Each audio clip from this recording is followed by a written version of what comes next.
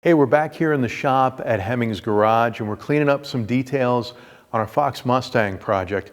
If you guys haven't seen that series yet, go over to the Hemmings YouTube channel and check that out. We got our car all together, we've tested it out. Winter weather is set in, so now it's time for us to go back over stuff and just take care of some details.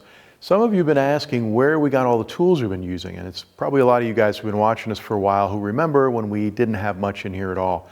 A lot of us were having to bring our own tools in to get projects done. We got lucky last year and Summit Racing stepped up and really outfitted us with hand tools and a lot of stuff that we really needed badly.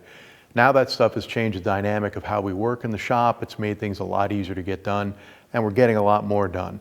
We wanted to get into some of the stuff we use and reach for all the time today, and we're going to use the Mustang as our backdrop because we've got a lot of stuff to take care of on it. One of the things we're always reaching for in the shop is a torque wrench, and actually this is one of several torque wrenches we've gotten.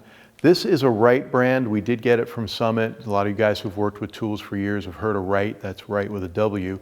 High quality company, been around for a long time.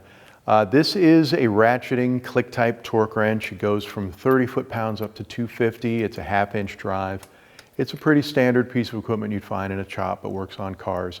It's one of several torque wrenches we have because, as a lot of you guys know, you may come across stuff that doesn't fit within 250 and down to 30. If you really want to get into small stuff, which also comes up, we've also got an inch-pound wrench that we got. This one is from K-Tool, also from Summit.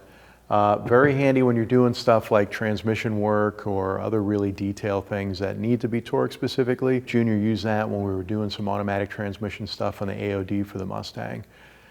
This is just one of the many things that we've been using here in the shop recently. We're going to look at a few other things as we go through the Mustang and give it kind of a general going over.